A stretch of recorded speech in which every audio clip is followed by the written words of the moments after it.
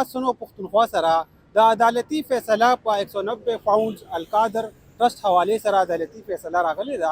د کوم د مخه چې د پی ټی آی چیرمن عمران خان لا 14 کاله سزا ورکړې شوې ده او بشرا بیبي لا وکاله سزا هغې ته اوریدل شوې ده. دلته کې موږ خلکو سره خبرې کوو چې هغې په دې هکله باندې څه وایي. ये तो एक अदालती फैसला है. अब किसी के हक में या किसी के खिलाफ होना अलग बात है, लेकिन ये बहरहाल एक हमारे जो अदालती निज़ाम है उसका एक सिस्टम के तहत ये मामला चलते हैं. तो आज एक फ़ैसला आया है, इमरान खान को उसकी सज़ा हुई और उनकी अहलिया को, तो लेकिन उनके पास अपील का हक़ है. वो अभी मज़ीद इसको आला अदालतों में इसको चैलेंज करेंगे.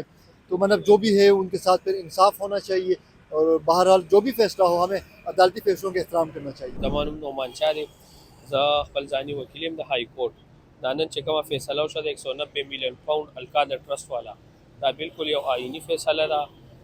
دا عدالتونه چې هر قسمه فیصله کوي که هغه چاله سزا ورکړي که څوک به کوي هغه موږ له منل پکار دي. او داسې زما پی ټی آی والو ته هم خواست دی چې دا منل پکار دي.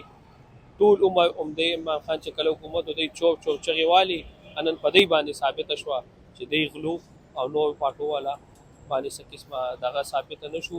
او خاص د پی ټی آی والو ته مې دا خواست هم دی چې د دوی دپاره ځانونه جیل ته مه بوځئ، هغې بیا په خپله باندې راوځي، ځان له بي بي ایګانې وکړي.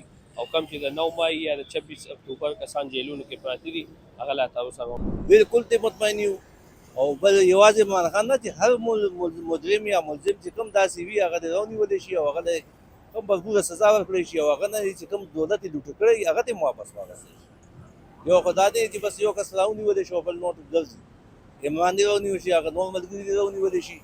بلې پارټۍ کې څوک وي داسې د ملک غدار وي، د ملک چې دی د نقصان دهنده وي، ملک ته نقصان ورکړی، بل پیسې والي وي، ټول دې راونیولی کړي، ټولو ته عدالت سزاګانې ورکړي.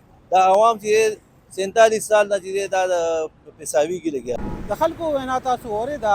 د دې دا وینا ده چې 190 پاونډ کیس کې چې کوم عمران خان ته او د هغه کور والا ته سزا ملو شوې ده هغې وایي چې دوی د عدالتي فیصلې احترام کوي.